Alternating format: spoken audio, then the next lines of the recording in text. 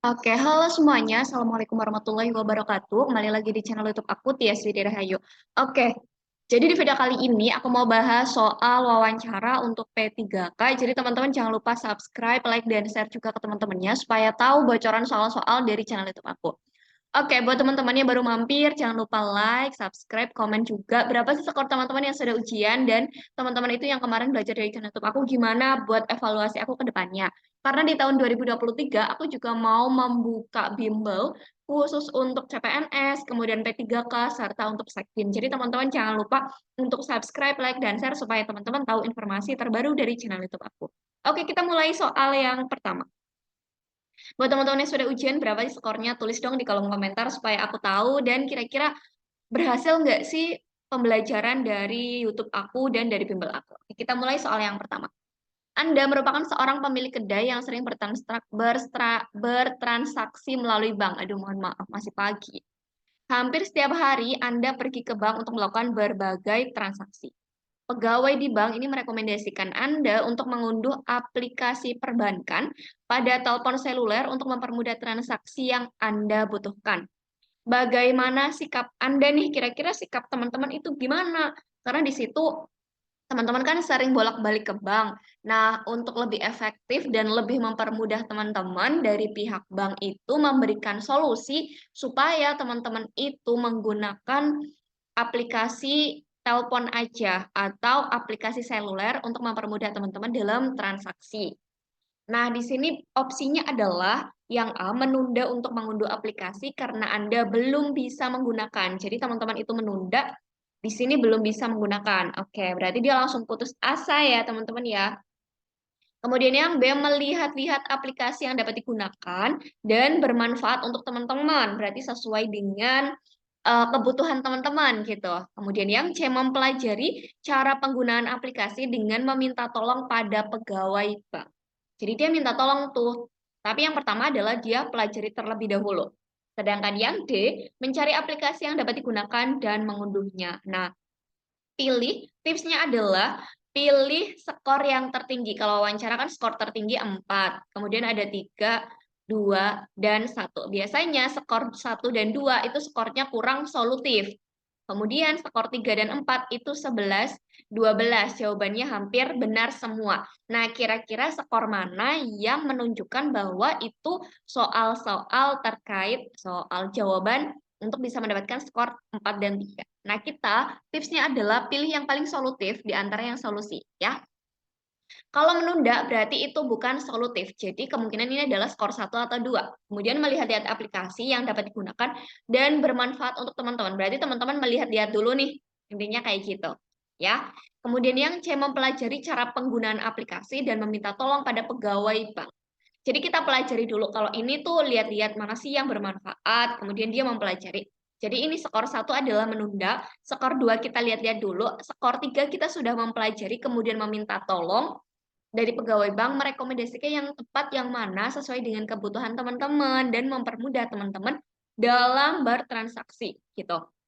Berarti skor yang 4 ada di poin yang D teman-teman. Karena apa? Kita langsung gitu kan responsif terhadap saran dari pegawai bank bahwa kita itu harus gimana sih? Nah, di sini adalah mencari aplikasi yang dapat digunakan dan mengunduhnya. Berarti jawabannya yang mana? Yang D.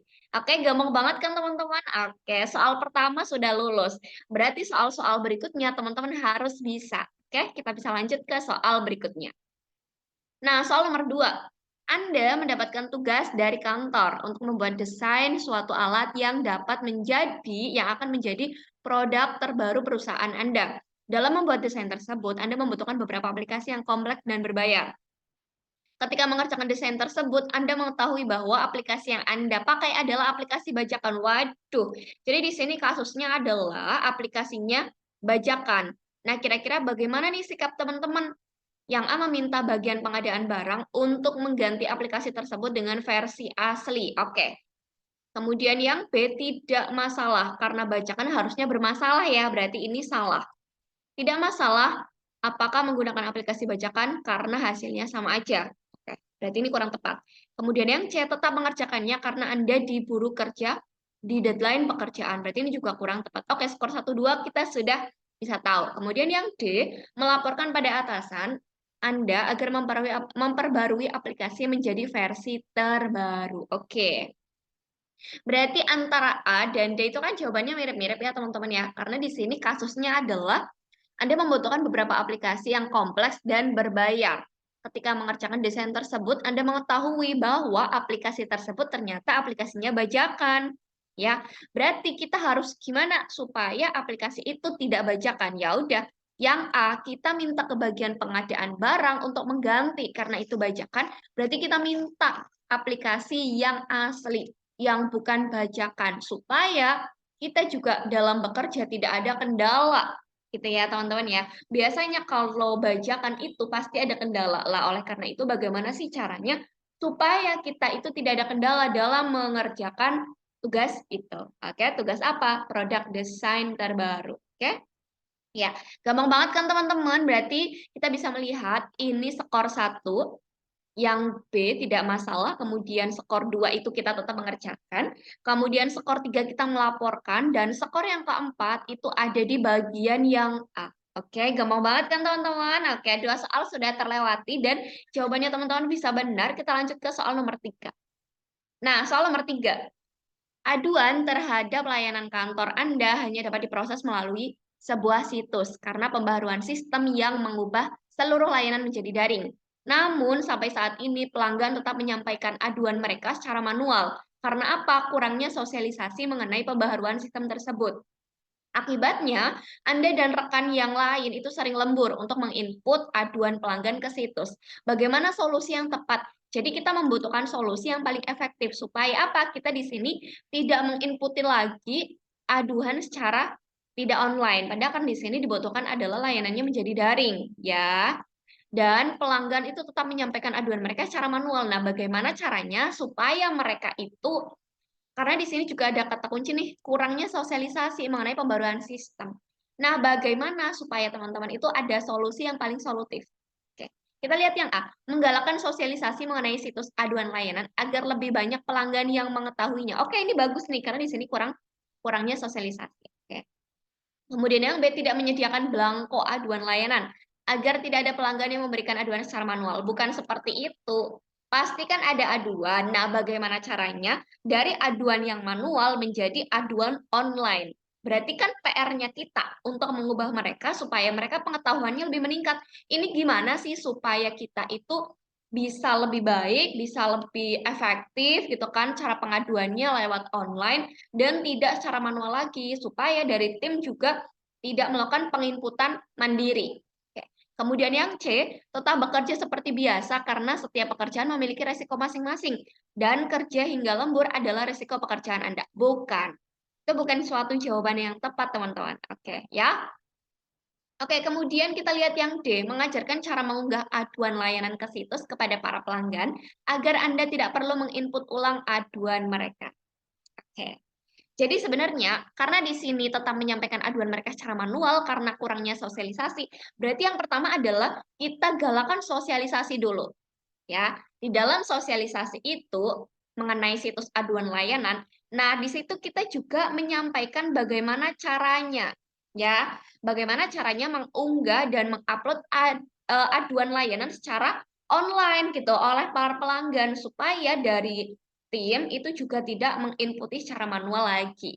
Tidak menginput secara mandiri lagi gitu ya. Karena dari pelanggan itu sudah tahu bagaimana sih cara menginput aduan secara online melalui situs gitu yang sudah tersedia oleh kantor tersebut. Seperti itu ya teman-teman ya. Jadi karena di sini ada kasus ya, kasusnya kan dia kurangnya sosialisasi mengenai pembaruan sistem. Berarti PR-nya kita bagaimana caranya supaya pelanggan itu bisa menggalakkan melakukan aduan secara online. Karena di situ PR-nya kurang sosialisasi, berarti PR kita adalah lakukan sosialisasi dulu supaya mereka tahu bagaimana sih cara melakukan pengaduan secara online dan tidak melakukan manual.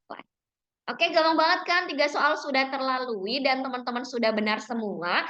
Jadi kita bisa lanjut ke soal yang keempat. Oke. Nah, soal yang keempat nih teman-teman. Anda memiliki sebuah proyek yang bekerja sama dengan pihak lain. Pihak tersebut mempresentasikan desain pamflet yang akan digunakan sebagai iklan di media sosial. Menurut atasan Anda, desain pamflet tersebut terlalu ramai dan sulit untuk dibaca. Atasan Anda menyampaikan gagasan tersebut kepada anggota tim yang lain, termasuk Anda. Rekan kerja Anda juga menyetujui pendapat atasan Anda, ya, yang akan atasan Anda akan hal tersebut. Bagaimana menurut teman-teman nih? Yang A menyetujui dengan atasan Anda karena Anda hanyalah anggota, sehingga segan untuk tidak sepakat dengan beliau. Oke, kemudian yang B, iklan di media sosial harusnya dibuat semenarik mungkin dan seramai mungkin agar apa? Pembaca tertarik untuk membaca sehingga Anda lebih setuju dengan pihak yang mendesain pamflet. Oke. Kemudian yang C menegur pihak yang membuat pamflet agar merevisi desain mereka karena Anda setuju dengan opini atasan Anda. Oke. Kemudian yang D mendesain suatu pamflet merupakan hal yang sulit dilakukan sehingga kurang bijak jika atasan Anda memberikan banyak kritikan kepada pihak tersebut. Oke. Kira-kira jawabannya mana nih? Kalau teman-teman masih bingung sebenarnya ini apa sih gitu kan, teman-teman bisa dibaca dari 2 kalimat terakhir. Di sini kan kata kuncinya adalah menurut atasan Anda pamflet ini terlalu ramai dan sulit untuk dibaca. Oke, karena di sini padahal termasuknya iklan di media sosial. Berarti ya udah yang simpel-simpel aja tapi mereka mudeng, paham. Oh, ternyata ini iklan mau bimbel CPNS loh atau oh di sini bimbel P3K loh oleh Kak Tias, misalnya kayak gitu. Berarti kita menyampaikan informasinya harusnya secara runtut tapi simpel, tidak terlalu ramai, tapi itu maksud, oh ini ada pembukaan bimbel harganya 150.000, fasilitasnya ini, seperti itu. Atasan Anda menyampaikan gagasan tersebut kepada anggota tim yang lain, termasuk Anda. Rekan kerja Anda ini menyetujui pendapat Anda. Ya, berarti bagaimana nih? Ya, yang A setuju dengan atasan Anda, karena Anda hanyalah anggota tim, sehingga segan untuk tidak seperti itu. Ya, harusnya kita berarti diskusi. Yang B, iklan di media sosial harusnya dibuat semenarik mungkin dan seramai mungkin agar pembaca tertarik dan untuk membaca sehingga Anda lebih setuju dengan pihak yang mendesain pamflet. Oke.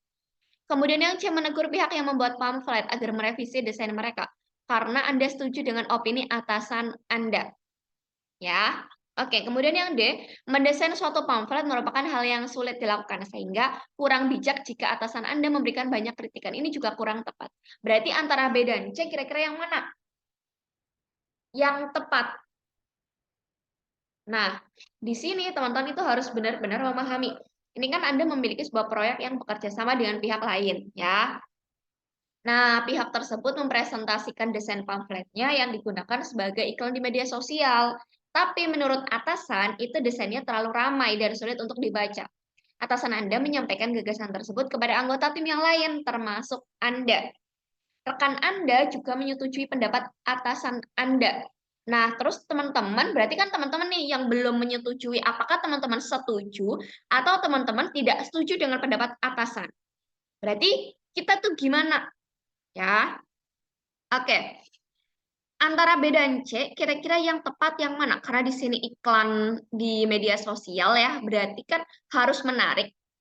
Nah, harus semenarik mungkin dan seramai mungkin agar pembaca tertarik untuk membaca sehingga Anda lebih setuju dengan pihak yang membuat desain pamflet. Menurut aku sih, mungkin kata-katanya jangan seramai mungkin ya, semenarik mungkin kayak gitu. Jadi kata-kata seramai mungkin itu kurang tepat. Jadi kesannya adalah itu ramai banget sih, kayak males bacanya bukan kayak gitu, tapi menarik intinya.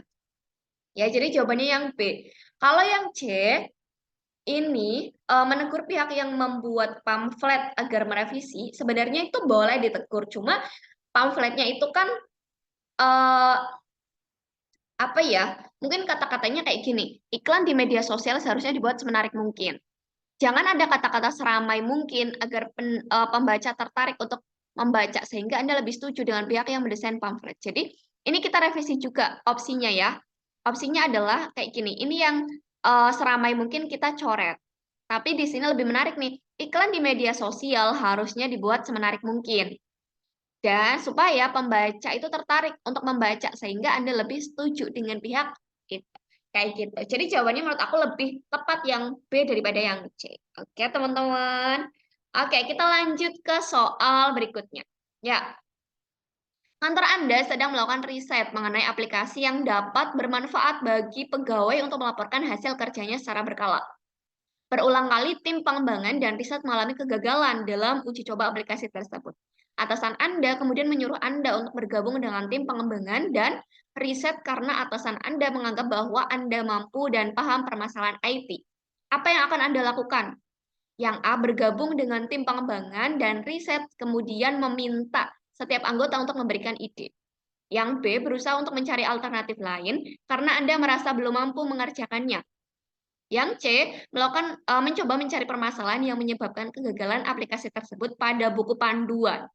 Yang D mengiyakan permintaan atasan Anda dan mempelajari aplikasi tersebut dengan banyak mencari referensi pada internet agar dapat memperbaiki permasalahannya. Oke, kira-kira yang tepat yang mana nih teman-teman? Di sini kata kuncinya adalah ini kan melakukan riset mengenai aplikasi. Intinya supaya bermanfaat untuk melaporkan hasil kerjanya secara berkala. Nah, kemudian ini berulang kali tim pengembangan dan riset mengalami kegagalan dalam uji coba aplikasi. Atasan Anda kemudian menyuruh Anda untuk bergabung dengan tim pengembangan riset karena atasan Anda menganggap bahwa Anda mampu dan memahami pemahaman terkait IT. Kira-kira teman-teman gimana? Bergabung dengan tim pengembangan dan riset kemudian meminta setiap anggota untuk memberikan ide. Oke, ini bagus. Kemudian yang B berusaha untuk mencari alternatif lain karena Anda merasa belum mampu mengerjakannya. Oke, intinya ada alternatif. Kemudian yang C mencoba mencari permasalahan yang menyebabkan kegagalan aplikasi tersebut pada buku panduan. Oke, ini ada kita cari permasalahannya dulu. Akar permasalahannya di mana supaya kita bisa menyelesaikan gitu. Kemudian yang dia mengiyakan permintaan atasan Anda dan mempelajari aplikasi tersebut dengan banyak mencari referensi pada internet agar dapat memperbaiki permasalahannya. Oke, ini karena kita disuruh ya, berarti ya udah kita iakan ya. Kita iakan permintaan, kemudian mempelajari aplikasi tersebut supaya tahu permasalahannya di mana sih, karena ini yang paling solutif kan ya teman-teman yang diminta. Teman-teman itu diminta untuk bergabung, ya udah kita iakan, kemudian kita cari ini kesalahannya di mana, ini masalahnya di mana, supaya setelah kita tahu akar permasalahan itu langsung diselesaikan dengan baik. Seperti itu ya teman-teman ya. Oke. Gampang banget kan teman-teman?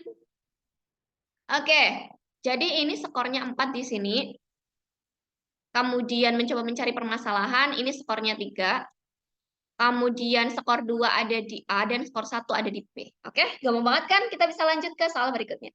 Oh, alhamdulillah ini soal yang terakhir. Terima kasih ya buat teman-teman yang sudah selalu support channel YouTube aku. Terima kasih juga yang sudah ujian kemarin-kemarin. Semoga teman-teman bisa lolos. Aku baca kolom komentar di video-video aku sebelumnya itu sangat terharu. Skor teman-teman itu tinggi-tinggi. Semoga bisa berdampak baik juga untuk channel aku ke depannya dan berdampak baik juga untuk teman-teman supaya teman-teman dalam ujiannya lancar, diberikan kemudahan, diberikan kelancaran, dan semoga bisa lolos mendapatkan NIPPK di tahun 2022 ini. Aku tutup, bye-bye. Assalamualaikum warahmatullahi wabarakatuh. Semoga bermanfaat, dan ditunggu-tunggu video selanjutnya dari channel YouTube aku. Jangan lupa bergabung di bimbel aku ya, mulai Januari insya Allah akan aku buka untuk persiapan P3K tahun depan, serta persiapan ujian CPNS di tahun depan. Bye-bye.